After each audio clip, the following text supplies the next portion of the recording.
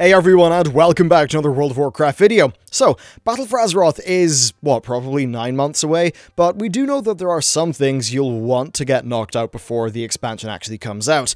This is still pretty far off stuff, but this will be giving you an idea of what I'll be doing over the coming months, at least when I'm not busy doing the Battle for Azeroth beta test. Plus, I mean, this time of year we've all got time off, so you may as well start chipping away at something. But first, today's video is sponsored by Western Digital, who have sent me some of their WD Blue SSDs to benchmark with World of Warcraft. Of course, WoW has a lot of load screens these days, so it's worth seeing what the speed differences are like between an SSD and a HDD. Now, I've been using WD Reds for years on my edit rig, so when they reached out, it was pretty much a no-brainer. Now, this test is quite simple. I'd reboot my PC, I'd make a boosted mage, and then I would do all the teleports you can see in the chart. Then I'd hop over to my main and do the same for Argus. And as you can see, the difference in load times is almost comical, especially with Dalaran. Basically, anywhere that requires a bunch of data to be loaded will benefit from around the 4x speed increase that you're getting from an SSD over HDD. And that's pretty much why I've got my commonly played games running off an SSD these days. It really just cuts down on annoying load screens. Now, so far for me, these drives have been great, and if you'd like to check out WD's offering, then you can hit up the link in the video description. So first, let's cover artifact appearances. The artifact system is not going to live past Legion, however, you are going to be able to transmog to any unlocked artifact weapons or skins, just any of the stuff you've unlocked. Now, the artifacts themselves are being removed canonically, but during battle, if you head back to Legion and you go to your class order hall, it's still going to function as it does today, and this has had a lot of people wondering, well, how do skins unlock after Legion? How do you get different tints, all of that stuff?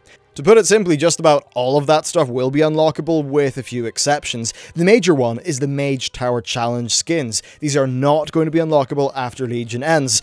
Ideally, you will want to have these done on every spec in the game.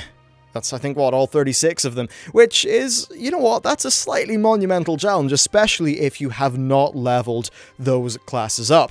Now, I've got one of just about everything at level 110, so I'll be getting all those mage towers sort of like as a project over the upcoming months. Now, of course, I've got the characters done with my class review series. The other thing that you will not be able to do when battle launches after Legion is the Mythic plus 15 achievement, but that seems to be it. So, basically, here's the TLDR. On every character, you want to do a Mythic plus 15 to get the achievement, and then, on every spec, you will want to complete the Mage Tower. This alone is enough to keep you quite busy for a while, especially because, well, for many of you, it's going to involve leveling up some new classes. In fairness, though, it's a pretty damn good way to get to grips with all of the classes in the game, which is ideal for people who are thinking of switching up their mains in Battle for Azeroth. Now, the balance of power questline is, of course, a big bit of early Legion, and that quest can be completed after Legion ends.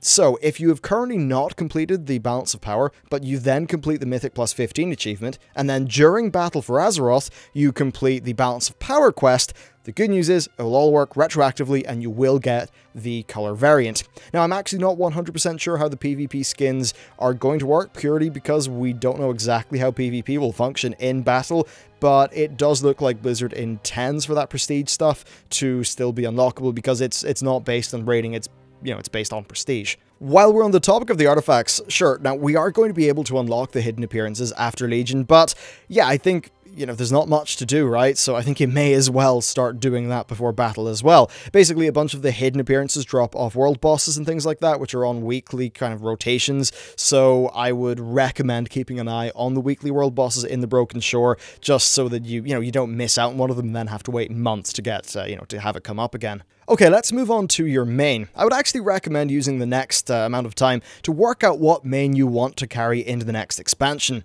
Now, I would not have said this for Warlords of Draenor into Legion because we knew that Legion was bringing large class revamps. Battle for Azeroth, though, is not going to be bringing Legion-sized revamps to the game's classes, bar some particular outliers, like the Demonology Warlock and the Survival Hunter, which Blizzard have said that they're not particularly happy with. What does this mean? Well, it means that the core gameplay of the current classes is going to be mostly indicative of how they play in Battle for Azeroth. Now, Battle for Azeroth is of course removing our artifact weapons, but we do know that some of the artifact traits and abilities are either going to be made talents, made baseline, or just replaced with something new. So yes, there are going to be some tweaks and changes with Battle, but the core thing here is that fundamentally, if you hate your main now, you're probably not going to love it in Battle.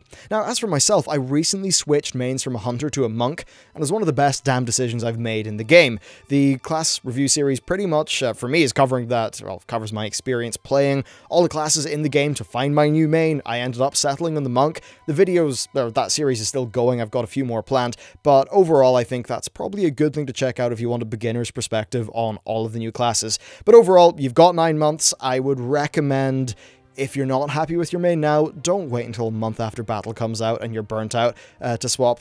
Try to do that now, pretty much. Then I would also say just leveling up new characters. So after Antorus winds down, there's not going to be much to do really, and 735 doesn't seem to have a massive amount of stuff to do like on an endgame character, but what it does have is the leveling revamp. Now I'm estimating it's about mid-January for its, for its actual, coming out, and the leveling is just so much better now. The combat mechanics work far better, and in many cases you won't have to level up to like endgame to actually see a mostly full combat rotation, which, again, that's a really nice perk if you're leveling up new characters in search of, a new main. By the time you're maybe level 45 or 30 even, you should have a pretty good idea of how a particular spec plays, which I think does make it a better tool for finding out what classes you're really into. Next, Allied Race Unlock. So the main prerequisite for Allied Races is, of course, owning Battle for Azeroth. But there are actually some others. During BlizzCon, they said that the High Mountain Tauren required completing the High Mountain storyline and being exalted with that faction.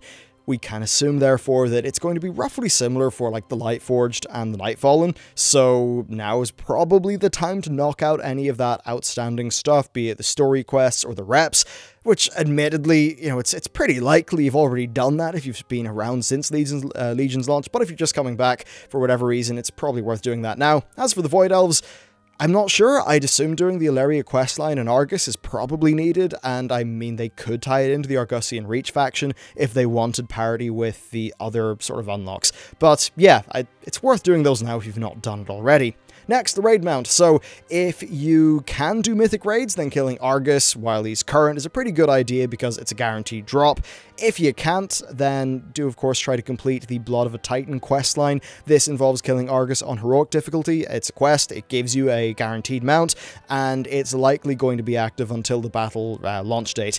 In the past, this type of quest has generally persisted through the pre-patch of the upcoming expansion, so yeah, I'd definitely recommend doing that. It's pretty much the new version of the Friendship Moose. Next, general collecting. I would recommend you focus less on gear and more on permanent things. So, doing reps, collecting mounts, rares, all that stuff. I'd recommend doing that. Maybe even doing like LFR Wing 1 for the dog mount. Basically, I'd focus on getting permanent rewards and just stuff that'll stick around. As you've seen in this video, it's stuff like the artifact skins, stuff like leveling up new characters, basically preparing your World of Warcraft account to be in a very good spot for Battle for Azeroth. I'd also recommend, and something I'll personally be doing, probably, if I get the time, is gold making. I'd recommend checking out the WoW Economy subreddit. It's a brilliant place to start. There's a whole bunch of starter guides there and people sharing their stories of how they've made millions of gold, and once you sort of crack into that, it can be a hell of a lot of fun. And then finally, I'd recommend not playing World of Warcraft, because if you've completed the current content, you don't feel like playing the game, and you've came to this list trying to think, what am I going to do next? You could just save your cash and do something else. I've really enjoyed Rainbow Six Siege recently, I've really enjoyed Total War Warhammer 2. You'll be playing enough World of Warcraft when Battle for Azeroth comes out, and, if you've been wrapped up in Legion for all this time, you've probably missed out on a year that had some really, really fantastic games come out. So, I totally recommend doing that and getting a broad experience of games before you hop right back in whenever Battle comes out. Probably, September? Maybe October, maybe November, hopefully September. Anyway, thank you for watching this video, and I'll see you next time.